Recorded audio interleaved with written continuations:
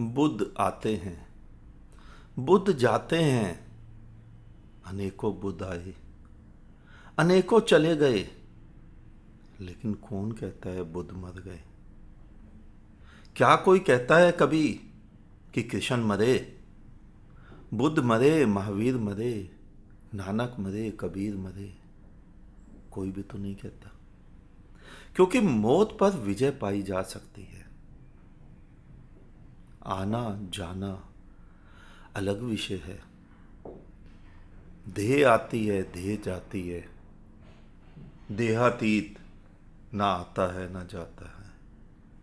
कोई भी तो नहीं कह पाता बुद्ध मर गए। सभी तो कहते हैं कृष्ण आए थे, कृष्ण चले गए। बुद्ध, महावीर, नानक, कबीर आए थे और बुद्ध, महावीर, नानक, कबीर चले गए। कोई भी तो नहीं कहता वो मर गए। आखिर ऐसा क्या था उनमें कि मौत भी आकर उन्हें मार नहीं पाई? जीसस को यहूदियों ने ही सूली चढ़ा दिया, तो क्या जीसस मर गए? नहीं। कहानी कहती है कि जीसस पुनः 3 दिन बाद फिर जीवित हो गए। कहानी ही है, शरीर थोड़े ही जीवित हुआ, लेकिन जीसस तो जीवित रह गए, आज तक जीवित है। ऐसा कुछ रखते ही नहीं बुद्ध। बुद्ध अपने पास ऐसी कोई वस्तु नहीं रखते जिसे मौत छीन पाए। यही है मौत के सिर पर पैर रखकर आगे बढ़ने का रास्ता। बुद्ध जीते जी ही मैं को मार देते हैं। तुमने सुना होगा ना कि सन्यासी को अपना श्राद्ध करना होता है, 13 सन्यासी को भोजन कराना होता है। परंपरा जब बनी होगी तो उसके पीछे धारणा, भावना वो तो पवित्र ही होगी। धारणा केवल यही थी कि अब तुम मर चुके हो, तुम्हारी मैं समाप्त हो जानी चाहिए। लेकिन हुआ क्या? ना समझोगे हाथ में परंपरा पड़ गई, उसका कुछ का कुछ और हो गया। लोगों ने मैं को नहीं मारा, वो समझ ही नहीं पाए और सन्यास को ताज बनाकर बैठ गए। सिर और ऊंचा उठ गया।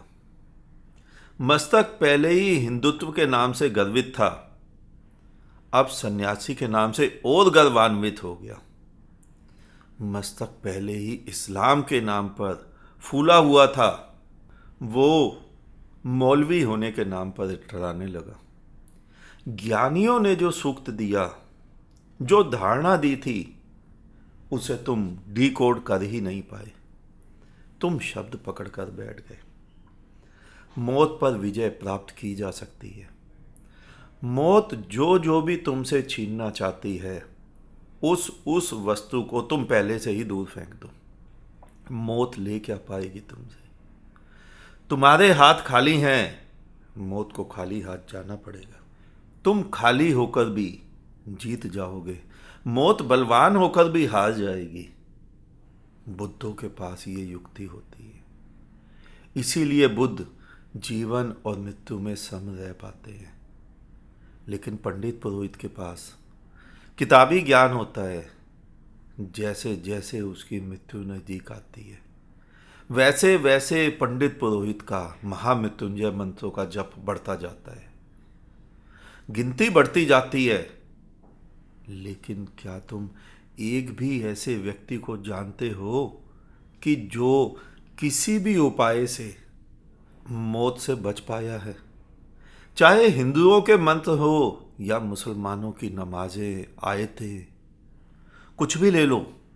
बुद्ध, जैन, ईसाई, सिख, सभी के धर्मों में तो अपने अपने उपाय हैं, सभी करते भी हैं। लेकिन क्या एक भी व्यक्ति इन उपायों से बच पाया है? नहीं। अगर मौत के सिर पर पांव रखना है तो बुद्धों को पकड़ो, बुद्धों से यह विधि सीख लो और इस जन्म मृत्यु के खेल को डिकोड कर दो।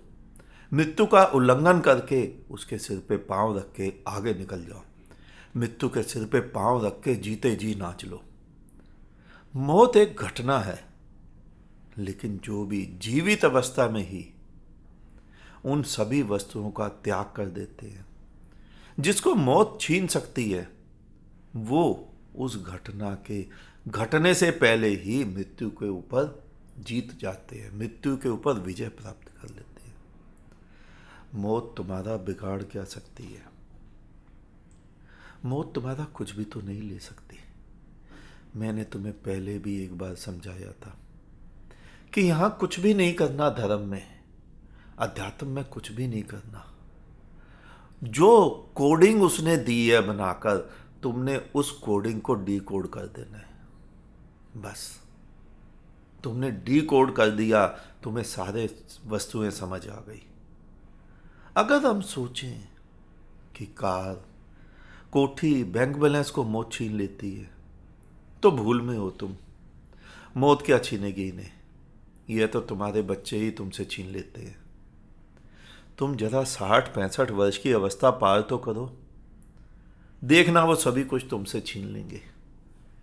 तो फिर मौत क्या छीनती है? मौत केवल तुमसे तुमको ही छीनती है।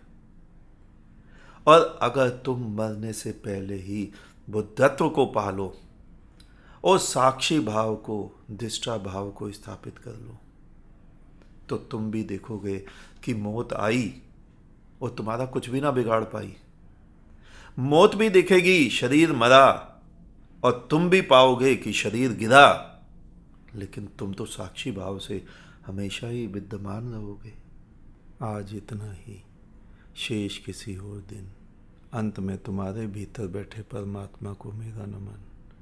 तुम सभी जागो, जागते रहो।